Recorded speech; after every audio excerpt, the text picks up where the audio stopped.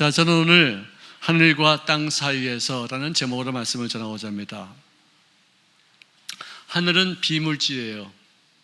땅은 우리가 만질 수 있는 물질이에요. 이 사이에 인간이 있습니다. 또 성경은 말하기를 우리 인간은 영적인 존재예요, 또 육체적인 존재로서 소임을 다하고 있는데, 우리가 기왕에 예수를 믿고 주님의 영적인 인생을 만났을진정 반드시 영으로서의 인생의 무엇인가를 체득할 수 있는 삶이 되시기를 주의 이름으로 축원합니다. 여러분들 창세기 1장 1절 한번 시작할까요? 시작. 태초에 하나님이 천지를 창조하시니라. 할렐루야. 이거 모르시는 분은 하나도 없다고요. 성경 맨 처음에 나와 있는 말씀인데요.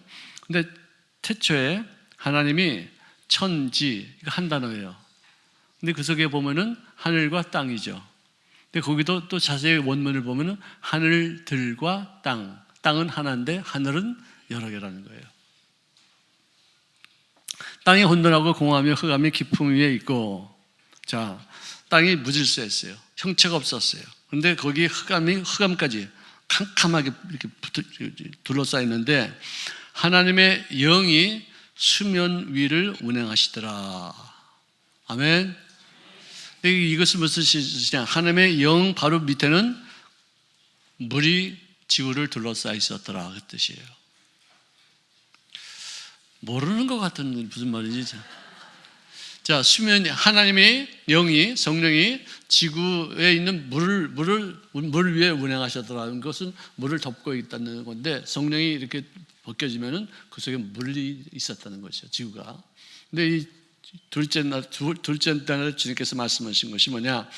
물 가운데 궁창이 있어라. 즉, 다시 말해서 지구 표면에 물이 꽉 차 있었는데 이 물을 위로 올려라. 그래서 그 가운데 궁창이 생겨라, 그 뜻이에요.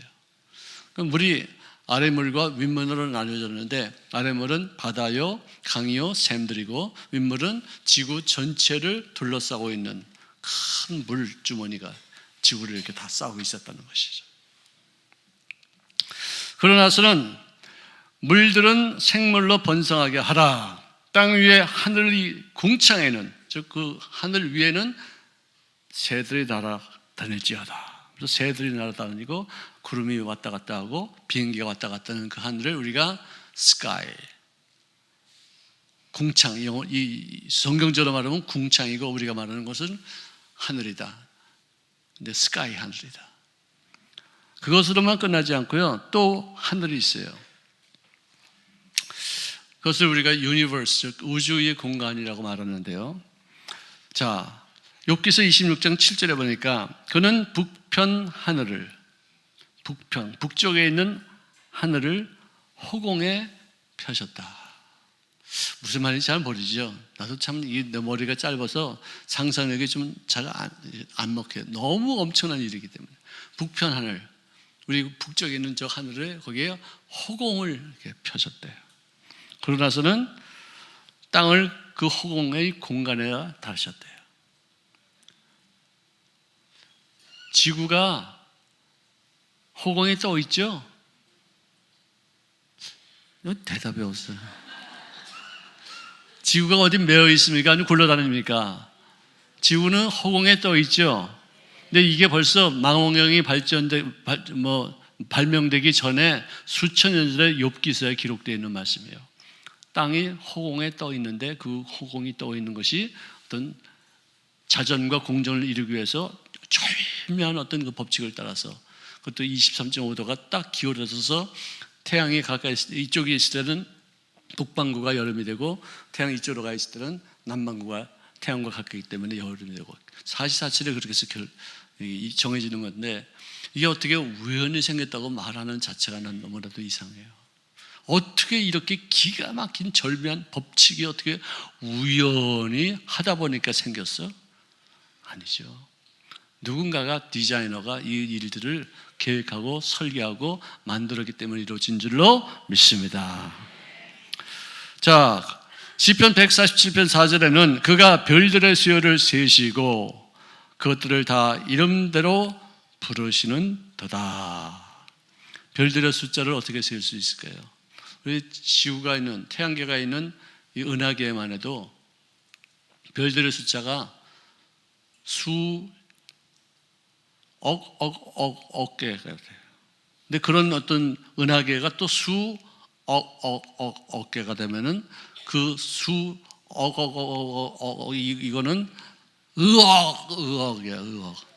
셀 수가 없어요. 자, 따라합시다. 의억. 참, 우리 순복음 더본교회 식구들 참 이뻐요. 하는 대로 다 해. 의억. 할렐루야. 그만큼 그런 숫자가 우리 머리로는 도저히 이해가 안 되는데 하나님이 그 숫자를 다 세시고 그 숫자대로 별마다 이름이 있는데 그 이름을 잊지 않고 다 명하시고 부르신다는 거예요. 할렐루야. 자, 그 다음에 세 번째 하늘은 뭐냐? 하나님과 만나는 하늘이에요. 우리가 여러분들 주기도문 할 때 맨 처음에 뭐라고 그래요? 하늘에 계신 우리 아버지요. 그 하늘이 어느 하늘이에요? 스카이 하늘입니까? 아니면 우주 하늘입니까? 무슨 하늘이에요? 예? 우주 하늘이에요? 아이 참 이상하게 걸려들었어요. 또 걸려들었어요. 셋째 하늘은요, 우주의 하늘이 아니라 내가 기도할 때 예수 이름으로 하나님 앞에 기도하는 순간에 들어가는 하늘이에요. 영의 세계예요. 아멘. 그는 가까이도 있고 멀리지도 않고 내 속에 있어요. 내가 하나님 아버지의 제가 예수 이름으로 기도합니다 하면서 들어가는 그곳, 하나님과 깊은 교제를 할 수 있는 것, 영적인 교류가 이루어지는 것. 아멘. 아멘. 기도의 영역입니다. 사도 바울이 고린도후서 12장에 자기였는데 그것을 빙자해서 남인 것 같이 얘기하면서 쓴 글이 있는데요. 내가 그리스도 안에 있는 한 사람을 아노니 그는 14년 전에 셋째 하늘에 끌려갔었던 자라고 기록합니다. 자기인데 자기라고 말하지 않고 남이라고 이렇게 얘기하면서 이렇게 하는 거예요. 근데 이것은 여러분들 지금도 죽음을 체험하고 죽음 그 문턱까지 갔다가 다시 돌아오는 사람들이 수천만 명이 돼요. 그 경험한 사람들, 그 경험이 거의 유사성이 있어요. 그걸 우리가 몸에서 영혼이 빠져나가는 것을 유체 이탈이라는 out of body experience라고 말하는데, 그때 느끼는 공감대, 그때 느끼는 모두의 공통점이 뭐냐면은 첫째, 내 몸에서 내 영혼이 딱 떨어지는 순간에 그 다음에는 소통이 안 되는 거예요. 사람의 말은 들리는데 내 말이 안 들려요. 내가 사람 이렇게 건드려도 이렇게 내가 지나가지 여기 걸려들지 않아요. 그리고 자기 심장 소리가 삐삐삐삐 하고서 기계에서 나다가 갑자기 삐 이게 뭐예요? 예? 간 거예요? 근데 그 자기가 이제 육체 이탈해서 떠는데 그 소리를 듣는 거예요. 그럼 의사들이 와가지고 막 인공호흡 시키고 뭐 난리를 치지 않습니까? 뭐 인공호흡 하고 있으면서 살아나야 될 텐데 나한테 꽂은 돌이 10벌이나 됐는데 이 사람 살아나야지 내가 10벌을 받지. 이렇게 너무 긴장하니까 재미있는 얘기를 하면서 의사들이 뭐 난리를 치는데 내 몸에 손대지 마 하고 그래도 이게 먹히지 않는 거예요. 소통이 안 되는 거예요. 그래서는 인공호흡하기 위해서 틀니를 뽑아가지고 왔다가 뒀는데 자기가 깨어나고 나서도 틀니를 입에다 안 끼우고 있더래. 너 의사 너 그때 내 위에서 틀니를 깨놓고서 거기 사람에다 넣어놓고 왜 나 이거 안 꺼내네. 깜짝 놀라는 거예요. 삐 하는데 그때 지나고 나서 한 건데 뇌파도 죽고 이 심장도 멎었고 호흡도 다 끊어진 상태에서 죽었다고 생각해서 이걸 빼놨는데 그걸 봤다는 거예요. 그걸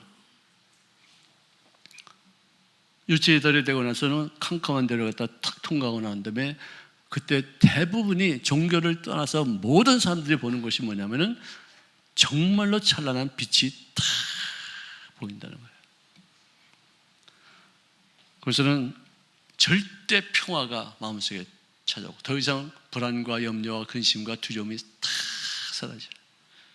사랑의 어떤 기운이 팍 넘치고 나를 용서하시고 나를 용납하셨고 나를 받아들이고 나를 환영한다는 어떤 그런 의미. 그래서는 먼저 죽었던 사람들이 나타나기도 하고 예수님이 나타나서 보는데 예수님의 얼굴은 빛이기 때문에 안 보인대. 몸을 보이는데 거의 비슷한 공동. 그렇게 아름답더라. 그래서는 때가 되지 않았으니 네가 돌아가라 하면서 돌아와가지고 다시 몸을 이게 뭐 10시간도 되고 어떤 사람은 1시간도 되고 뭐 도저히 이해할 수 없는 일. 어떤 사람은 냉동실에 들어갔는데도 거기서도 살아나온 사람들이 있어요. 이런 사람들의 증언이 수천만 명, 한두 사람이 아니고 수천만 명이 그렇게 됐더라고요. 왜 그런가 했더니 옛날에는 죽으면 그냥 죽는가 보다 했는데 이제는 하도 그냥 응급실이 발달해가지고 죽는데도 살리고 그냥 죽으려고 하면 또 살아놓고 그런 게 많아가지고 그 죽음의 어떤 임상 체험까지 하고서 돌아오는 사람들이 갑자기 많아졌다는 것입니다. 여러분들, 하나님께서 인간을 만드실 때 흙을 먼저 만드시고 그 다음에 거기에 생기를 그의 코에 넣으시니 사람이 생명이 되었다고 기록되어 있어요. 여러분들, 소금을 화학 부호로 뭐라고 그러는지 아세요? 모르죠, 다. 네? 그렇지. NaCl이라고 하죠. 염화 나트륨이 이거 소금이에요. 염화 나트륨. 염화된 나트륨. 나트륨이 염산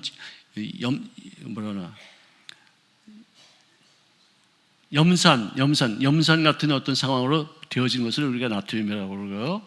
물을 뭐라고 그러는지 아시죠? H2O라고 그래요. 그거는 뭐냐? 산화수소라는 뜻이에요. 아까는 염화 나트륨이고 산화수소. 우리 인간은요,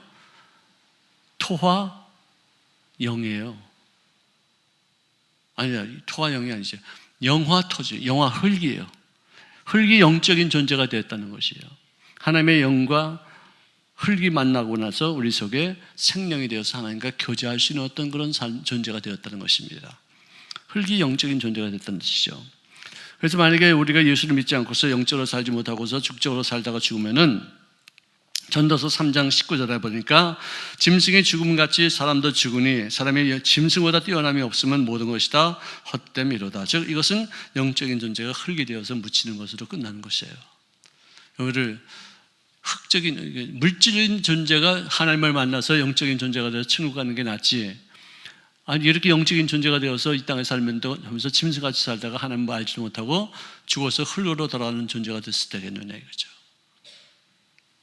자, 그런데 이 모든 일들을 주관하시는 분이 바로 하나님이시에요. 이사야서 45장 7절에 보니까 나는 빛도 짓고, 빛 광채죠. 빛도 짓고 어둠도 창조하고 나는 평안도 짓고 환난도 창조하나니 나는 야훼라 이 모든 일을 행하시는 자니라. 예수를 믿어 구원받는 것도 누구는 받고 누구는 안 받는 것도 내 주관이 아니라 하나님의 섭리와 뜻과 계획에 의해서 이루어진다는 것이에요. 우리가 전도하는 것은 왜 전도하느냐? 이 사람이 하나님 앞에 선택을 받았는지 하나님 앞에 버림받는지 우리가 모르잖아요. 나도 맨 처음에 내가 예수 믿기 전에 누가 나에게 전도하면은 난 전도 받지 않았어요. 우습게 여겼어요. 근데 그때까지는 하나님이 나를 택하시지 않으신 거예요. 어떤 때가 있어서 나를 택하실 때 그때 내가 27살 때 예수를 믿게 되었는데 그때까지는 우리가 몰라요. 언제 어떻게 될지 아무도 몰라요. 그래서 전도하는 거예요. 만세부터 예정된 사람이라면 그 전도에 걸려서 주님 앞에 나와서 죄를 회개하고 나를 위해서 십자가에서 못 박혀 죽으신 예수님이 나가 받을 심판을 받기 위해서 십자가에서 죽으셨다는 것이 믿어지고 그 고마움에 감사해서 하나님 앞에 충성스럽게 주님의 뜻을 위해서 쓰임받는 여생을 살게 되는 거 아니겠어요? 우리는 누가 구원받았는지 누가 구원받지 않았는지 모르기 때문에 지금도 전도하는 것이고, 만약에 이 사람이 만세부터 예정된 뜻에 의해서 구원받기로 하나님이 정하셨다면 그 사람이 내 전도를 받아들이고 영접하고 교회를 다니는 것이에요. 천국 가면은 세 번 노는데요. 하나는 맨 처음에 이 사람은 천국 올 사람이 아닌데 어떻게 여기 와 있지? 밤낮 술이 넘었고 도박이 나고 깽판 다쳤는데 어떻게 이런 사람이 천국에 갔어? 그래서 깜짝 놀라고요. 한 번은 또 어떤 분은 이 사람은 교회에서 열심히 봉사하고 장로까지 되고 헌금도 많이 하고 좋은 일 많이 했는데 어떻게 지옥 가 있지? 어떻게 이렇게 천국에 못 와 있지? 그런데요, 제일 놀란 것은 어떻게 내가 이 천국에 와 있지? 어쩌다가 내가 천국에 와 있는지 그거 제일 놀랄 일이에요. 여러분들 정말 우리가 알 수 없어요. 어떤 사람은 그렇게 봉사하다가 죽을 때 예수님께 감사하고 기다려오면 이를 빡빡 걸고서 내가 왜 예수를 믿느냐고. 난 장례식 많이 치렀잖아요. 임종도 많이 지켜봤잖아요. 어떤 분은 자살해 죽었는데도 다시 일어나가지고 하나님 내가 내 목숨을 끊기로 해서 자살을 시도한 것을 용서해 주십시오. 그 죄를 고백하고서 용서받고서 죽는 사람 내가 봤어요. 자살하면 전부 다 지옥 가거든요. 근데 어떻게 깨어가지고 이 사람 구원받기로 예정된 사람 아니면 그럴 수가 없어요. 죽기 바로 직전에 내 눈앞에서 목사님 제 죄를 용서하세요. 하나님께 용서를 빌어주세요. 내가 자살을 해서 내 목숨을 끊어놨던 그 죄를 용서해달라고 그러고서는 죽는데 정말 제가 놀랐었어요. 하나님의 주권에 의해서 우리들이 인생을 사는데요, 심지어 여러분들 예수님께서 문을 두드리는 어떤 그림 보신 적이 있죠. 뭐라고 할 수 있냐면 볼지어다 내가 문 밖에 서서 두드리노니 누구든지 나의 음성을 듣고 문을 열면 내가 그에게로 들어가 그와 더불어 먹고 그는 나와 더불어 먹으리라. 아멘. 천국의 문은 회개로 열리는 거예요. 내 마음의 주인을 바꾸는 것으로 천국의 문이 열리는 거예요. 내 죄를 용서하시는 하나님의 은혜가 나의 생활 속에 나타난 바 되어 그의 인생이, 그의 어떤 삶이 나의 인생의 주관자가 되어질 때 그것이 천국의 문이 열리는 것이에요.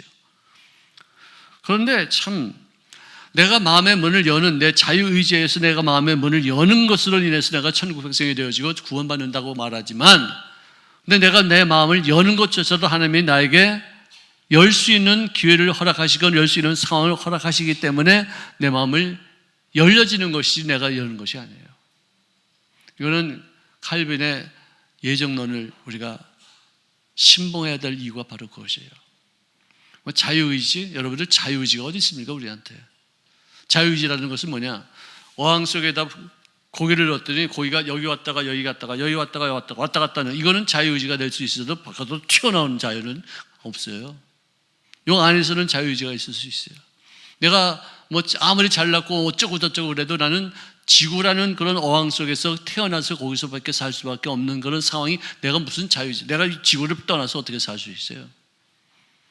예정이에요. 이미 되어진 상황에서 내가 거기서 하나님의 뜻에 의해서 움직이는 것뿐이지 내 마음대로 할 수 있는 것이 아무것도 없어요.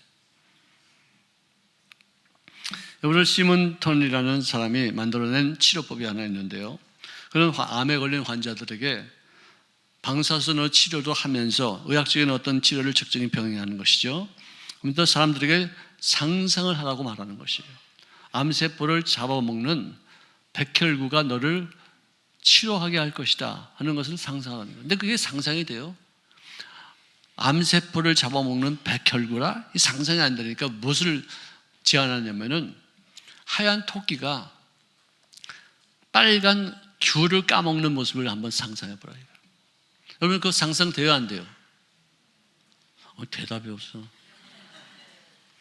자, 흰 토끼가 귤을 까먹어. 빨간 귤이 노랗기도 하고 빨간, 안에 보면 까빨갛죠. 그걸 까먹는 것을 상상할 수 있어요, 없어요? 있죠? 그럼 된 거예요. 백혈구가 빨간 암세포를 잡아먹는 것을 우리가 상상하듯이 그런 것을 통해서 상상할 수 있는 거예요. 백혈구가 흰 토끼야. 근데 귤을 까먹고 있어. 지금 막 해서 먹고 있어. 내 몸에 있는 저항력이 암세포를 지금 갉아먹고 암세포를 죽이고 있어. 나는 이제는 나을 거야. 나는 이제는 고침받아. 나는 완벽하게 암에서 해방될 줄로 믿습니다. 이런 상상력을 통한 믿음을 가질 때 치료가 첨단 의학을 가지고서 치료하는 것보다는 2배 이상의 어떤 효과가 있다는 것을 알았어요. 할렐루야. 할렐루야. 아멘. 그게 NK 세포가 늘어요. NK가 뭐냐면 내추럴 킬러라는 뜻이에요. 이게 노스코리아가 아니라 내추럴 킬러, 그러니까 자연 그 암세포를 죽이는 면역력을 말하는 거예요. 자연 면역력. 그것이 암세포를 갉아먹는 모습을 상상하면은 몸의 회복이 2배나 더 빨라진다는 것이에요. 할렐루야. 아직도 아무리 이런 얘기를 해도 아직도 이 영의 세계는 우리가 알 수 없는 일들이 많이 있기 때문에 내 머리로 이해는 조금 할 수 있을지 몰라도 믿음으로 말미암아 이 세계가 열려서 우리들의 생활 속에 놀라운 주의 은혜를 체험하게 될 줄로 믿습니다. 그래서 보이는 것은 나타나는 것으로 말미암아 된 것이 아니라 기록하고 있어요. 여러분들 보이는 거죠? 보이는 거 안 보이는 거예요? 근데 이거는요, 안 보이는 것으로 이루어져 있대요. 이게 요즘 와서 앞에 발명한 거예요. 이거 원자가 있고 전자가 있다는 거, 이거 핵이 있다는 거, 있다. 뭐 얼마 안 돼요. 한 100년도 안 되는 것을 발견한 거예요. 근데 벌써 수천 년 전에 그런 말이 있잖아요. 그리고 이 건물도 맨 처음에는 안 보였어요. 누군가가 머리에 생각했어요. 설계를 했어요. 설계하고 나서 그 설계대로 공사를 했더니 이게 이루어졌어요. 이건 눈에 안 보이던 것이 이 보이는 것이지만 보이지 않는 이런 머리에서의 어떤 상상력과 어떤 지도력을 통해서 보이는 것으로 만들어진 거예요. 우리 몸의 건강도요, 상상력을 통해서 건강한 모습, 설계도를 그리고 그런 모습을 그림으로 마음속에 간직하면서 그것을 입술로 고백할 때 주님의 치료 역사가 온전하게 이루어지게 될 줄로 믿습니다. 아프다고 낙심하지 말고, 아프다고 좌절하지 말고, 아프다고 누구 탓하지 말고, 아프다고 약 먹고 면서 불평하지 마시고, 나은 모습을 바라보며 기뻐하며 감사하고 나는 온전히 나았다고 입술로 선포하시는 삶이 되시기를 주의 이름으로 축원합니다. 자, 근데 지금 문제는 뭐냐? 천국도 있고 영의 세계도 우리가 관할할 수 있는 어떤 능력과 은사가 우리에게 주어졌는데, 제일 중요한 것은 뭐냐면 사람들과의 관계에 있어서 참 너무나도 어려운 것이 많더라 이거예요. 제일 어려운 게 사람들과의 관계. 왜? 사람들은 다 나보다 다르기 때문에. 나하고 달라. 어떤 사람이 자기 남편은, 내 남편은 로또야, 로또. 그러니까 왜 그러니까 안 맞아. 한 번도 안 맞았어, 저 원수. 로또라니까 되게 좋은 줄 알고 당첨금 줬다고 그랬는데 안 맞는데, 죽어도 안 맞는데, 100개가 안 맞는데, 하나만 하나 열이면 열 다 안 맞는데. 자, 그렇기 때문에 우리가 다른 거예요. 다 다르기 때문에 안 맞아요.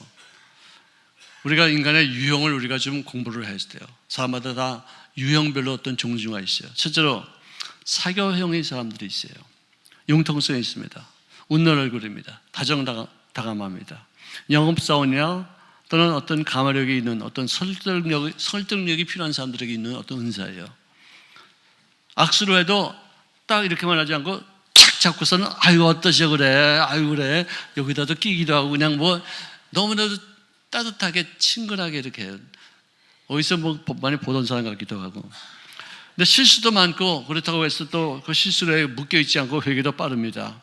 회복도 아주 순식간에 이루어지는데, 이런 사람들은 우리가 성경에서 베드로 같은 사람이에요. 시작도 잘합니다. 선동도 잘합니다. 근데 마무리가 부족해요.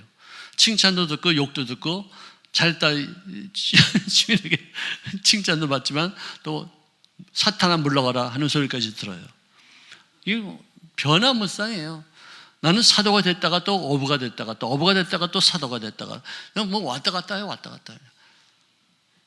이게 베드로 같은 성격이죠. 그 다음에는 신중형의 사람이 있어요. 아주 논리적이에요.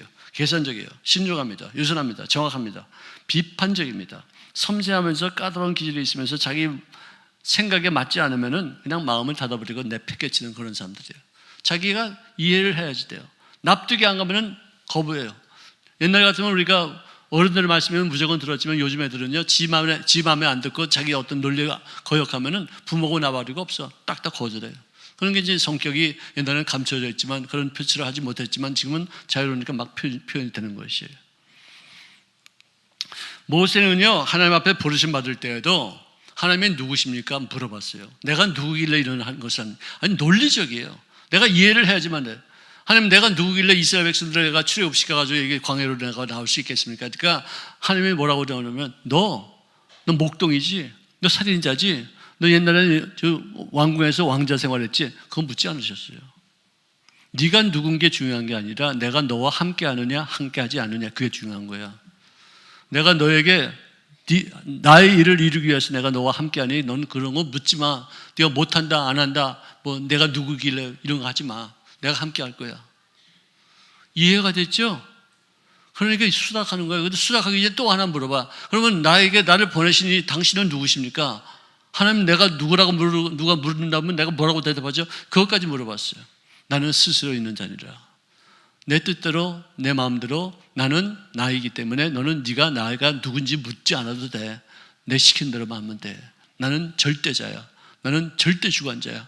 네가 어쩌고 저쩌고 그래도 나는 내 일 할 거야. 그런 하나님의 뜻이었어요. 그 다음에 출애굽한 이후에 이스라엘 백성들이 잘못할 때마다 주님께서 엄청나게 많은 징계를 내리셨어요. 심판하셨어요. 벌을 내리셨어요. 지진을 내리시고 언역을 내리시고 하루에 수만 명씩 죽이고 막 그러셨어요. 그러니까 이 모세가 가만히 생각해 보니까, 아니 하나님이 우리를 갖다가 출애굽하자고 이렇게 말씀하시고 죄를 지을 때마다 이렇게 광야에서 이렇게 막 후드려 패시니까 이게 무슨 일인가? 이럴 수 있겠는가 싶어서 하나님 앞에 따집니다. 하나님, 내가 언제 출애굽하자고 말했습니까? 내가 언제 홍해 건너자고 말했습니까? 이 강에 나온 게 누가 하자고 그랬습니까? 하나님이 하셨죠. 근데 왜 하나님이 하시고 나서는 이 사람들 잘못했을 때마다 다 죽이면 어떻게 하겠습니까?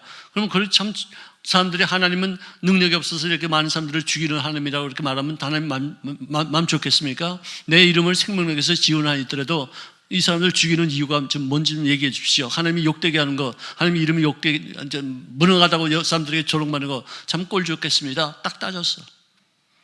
아주 정확하게 이치적으로 이론적으로 맞아가지고 딱 찾았어요. 왜 죽이십니까? 데려왔으면 끝까지 살려야 되는 거 아닙니까? 나 죽이는 아니더라도 이 사람들을 살리십시오. 그러니까 하나님이 이렇게 듣고 있다가 네 말이 맞다. 이제부터는 안 죽이고 죽을 때까지 기다릴게.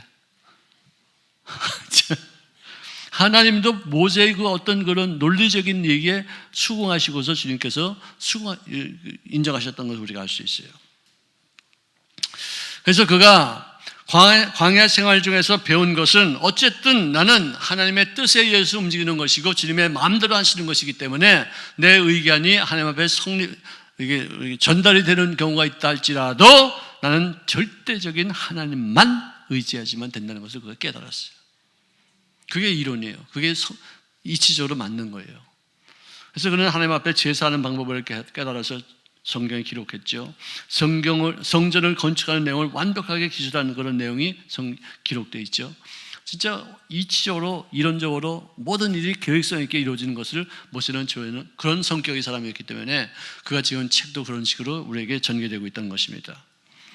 그 다음에는 안정형의 사람이 있어요. 감미롭습니다. 수줍음이 있습니다. 민감합니다. 안주할 수도 있는 어떤 그런 나태한 어떤 모습도 있어요. 그렇지만 한결같아요. 착합니다. 싸우지 않습니다. 양보합니다. 져줍니다. 사교성이 사람들이 일을 벌리고 나서 그것을 마무리하지 못할 때 이런 사람들이 일을 잘 마무리하는데 이삭 같은 사람이에요. 블레셋이 와가지고 우물을 빼앗아갔어요.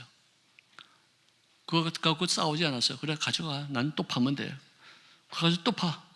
또 뺏어. 또 파. 또 뺏어. 4번 파고 나니까 이 블레셋 사람들이 보니까 아니 우물 하나 발견하는 게 그렇게 어려운 것인데 어떻게 쟤는 갈 때마다 가는 곳마다 우물을 하나씩 파지? 전 인간이 아니야. 하나님이 함께 하셔. 건드렸다가 큰일 나겠어.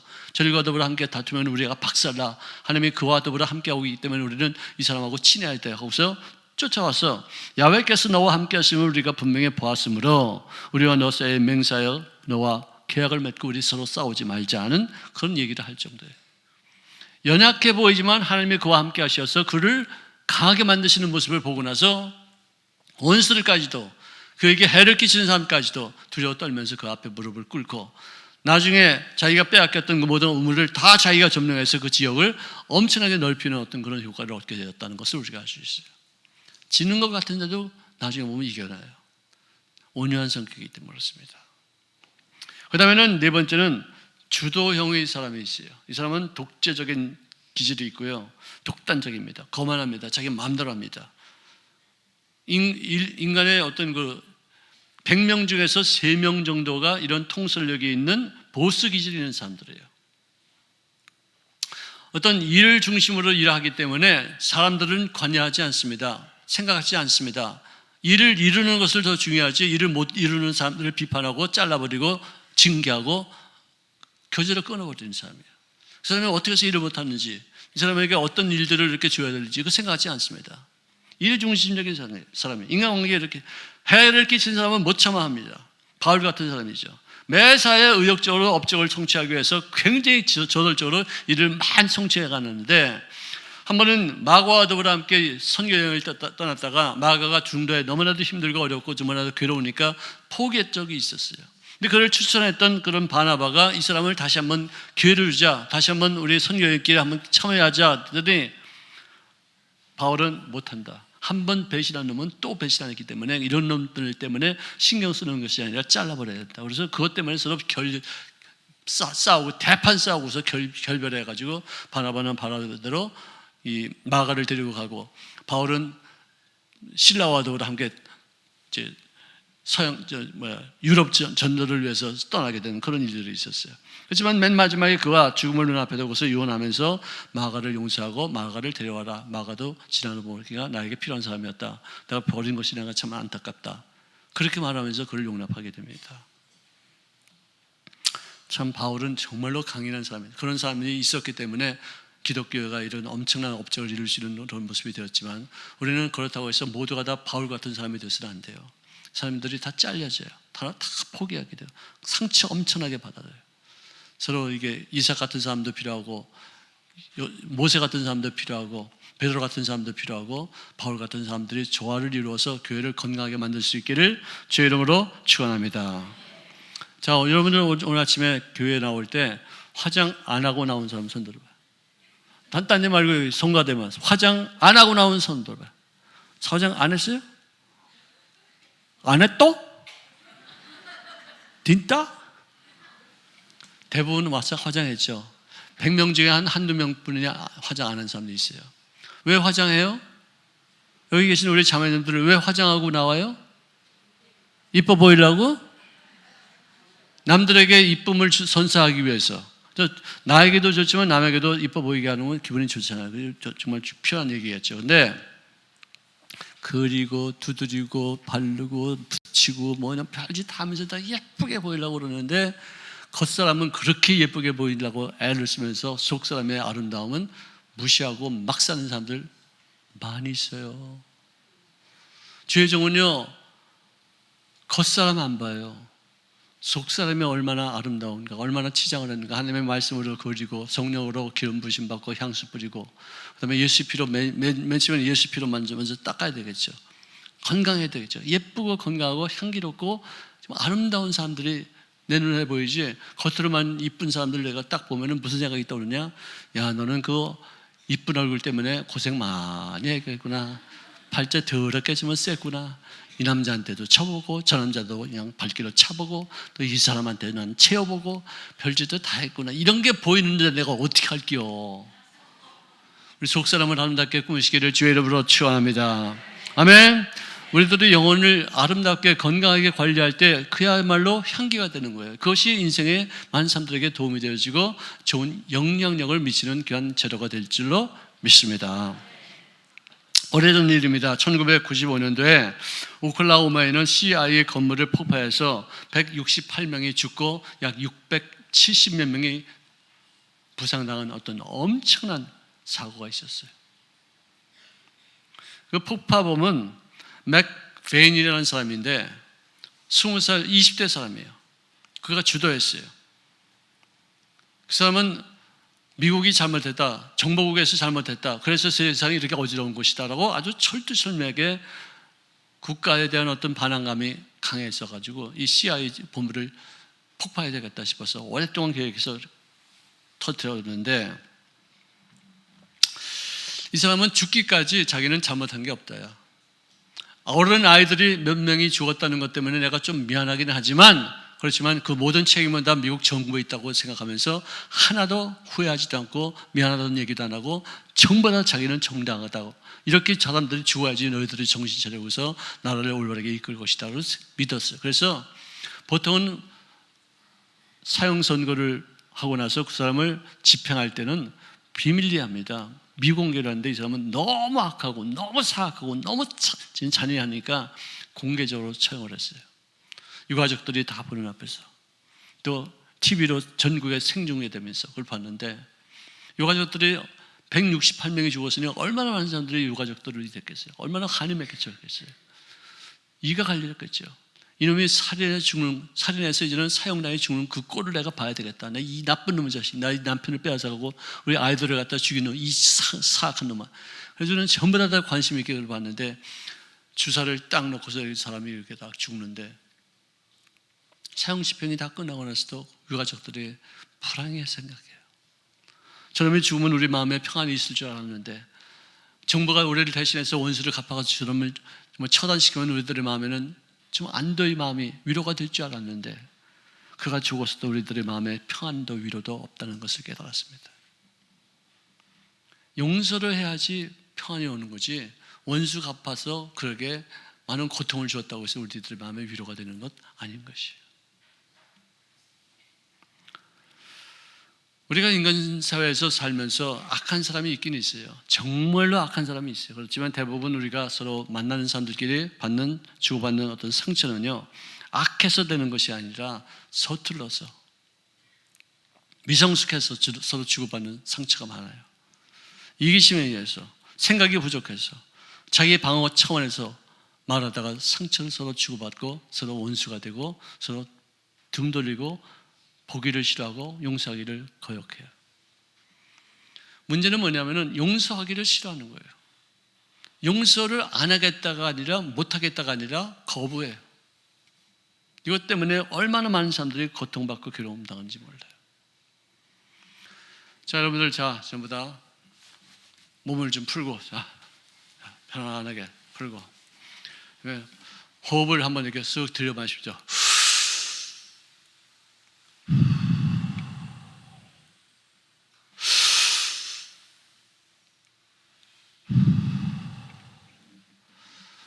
마음이 좀 안정이 되죠. 원수가 내 마음속에 미움으로 떠오를 때, 나쁜 자식하고 욕이 저절로 나올 때, 저놈의 자식 때문에 내 인생이 이렇게 망가졌다고 하면서 탄식하고 그에게 책임을 돌릴 때, 들숨과 날숨을 몇 번씩 반복하더라도 마음의 안정이 훨씬 수월해지는 거예요. 용서로 이완되는 그런 마음이 굳어짐이 풀어지는 거예요. 어느 목사님은 자기 교회에서 용서 학교를 세웠대요. 어느 목사님이에요? 내가 잘 아는 목사님이에요. 그 목사님이 세운 그 용서 학교, 왜? 교인들끼리 용서를 못하더라 이거예요. 그 교인들끼리 서로 아직도 다투고 있고 서로 응어리가 가지고 있고 서로 편가름이 있고 서로 자기들끼리 모이더라 이거죠. 그래서 용서 학교를 개설했대요. 저는 용서 학교를 개설하지 아니하고 저는 어떻게 하는지 아시죠, 여러분들? 내가 1년에 딱 한 번은 내가 용서할 테니까 하면 둘이서 만나서 소주 한 병 까시라고. 아니, 예수 믿는 사람들이 소주 한 병 까는 거 평생에 한 번이라면 해볼만 해요. 그래서 푸는 게 낫지. 그걸 그 속에 간직하고 이를 팍팍 알고 누구 탓하고 그냥 원망하고 그냥 미워하고 증오하고 나쁜 놈이라고 그러고. 아니, 자기가 만약에 그 사람이 나쁘면 나는 뭐 나쁜 게 없나? 다 뭐든지 다 갖추고 있는 거 다 있는 거예요. 퍼센티지가 좀 틀리다 뿐이지 다 비슷한 거예요. 다 교회는요, 누가 나쁘다, 누가 좋다, 누가 잘했다, 누가 못했다, 누가 죄인이다, 누가 죄인이 아니다, 이러고 분별하는 것이 아니에요. 이건 재판소에서 하는 것이고, 교회는 모두가 다 죄인들이 모였다는 것을 인식하는 사람들께 모이는 곳이에요. 다 너만 죄인이냐, 나도 죄인이야, 나도 잘못하고 너도 잘못하고 우리 다 잘못하는 사람이 있기 때문에 하나님 앞에서 이렇게 잘못을 깨닫고 나면 서로 용서하고 서로 풀고 서로 이해해주고 서로 배려심을 갖고서 용납하는, 그래서 또다시 또 좋은 길을 위해서 우리가 새로운 시도를 하는, 그걸 배우는 것이 교회 아니겠어요? 교회는 법원이 아닙니다. 재판소가 아닙니다. 우리는 벌써 이미 다 죄를 지은 사람들이에요. 누가 옳다 누가 그르다가 아니고 우리 모두가 다 잘못했어요. 그래서 하늘에 계신 우리 아버지 이름이 거룩히 여김받게 하시고 쭉 나오다 우리에게 죄를 지은 자를 죄를 우리가 용서하는 거예요. 한 사람이 지은 죄는 게 아니라 우리 모두가 다 공동 책임이 있다는 거예요. 근데 이런 모두가 다 죄인이고 모두가 다 잘못했는데 누가 잘못했다 누가 잘했다 그거 따지면 어떻게 하겠다는 거예요. 그래, 싸우자는 것밖에 더 되겠어요? 푸십시다. 용납합시다. 서로 용서하시고 서로 이해하시고 서로 납득할 수 있는 범위 내에서 충분히 서로 대화해서 소통의 길을 여시기를 주의 이름으로 축원합니다. 아멘. 마음의 병이 내 몸에 미치는 영향력이 얼마나 많은지 모르는 줄 알아요. 염려와 근심과 미움으로 말미암아 우리들의 뼛속에 있는 어떤 저항력을 만드는 어떤 뼈가 삭는데요. 그러면 그만큼 똑같은 환경에서도 어떤 사람은 안 걸리는데 그 사람은 감기에 걸릴 때도 있어요. 어떤 사람은 똑같은 상황에 살았는데 어떤 사람은 암에 걸리고 어떤 사람은 암에 안 걸려요. 왜? 생각에 의해서 결정되는 거죠. 이 모든 것은 누구의 도움을 통해서 이루어지는 것이 아니라 자기 자신만이 할 수 있는 결단을 통해서 이루어지는 것이에요. 상황을 좋게 만드느냐 상황을 나쁘게 하는 것도 내 자신의 결단을 통해서 이루어지는 것이지 마음대로 나빠지고 남한대로 좋아지는 것이 아니에요. 똑같은 상황, 이제는 돌이킬 수 없어. 이제 그 어떻게 일이 발생됐어요. 이건 불가피한 상황이에요. 그걸 어떻게 해석하느냐, 어떻게 내가 대처하느냐, 그래서 어떻게 내가 그걸 갖다가 활용하느냐에 따라서 내 인생이 좋은 쪽으로 갈 수도 있고 어떤 사람은 망하는 쪽으로 갈 수도 있다는 것이에요. 그러므로 지킬 만한 것보다 너의 마음을 지켜라. 생명의 근원이 인생의 결과가 바로 마음을 통해서, 생각을 통해서 너의 미래를 결정하게 되느니라. 할렐루야. 마음속에 늘 염두에 두시고 바른 것을 위해서 좋은 것을 취할 수 있도록, 그리고 더 아픔을 통해 더 좋게 상황을 만들어가는 우리들 될 수 있기를 주의 이름으로 축원합니다.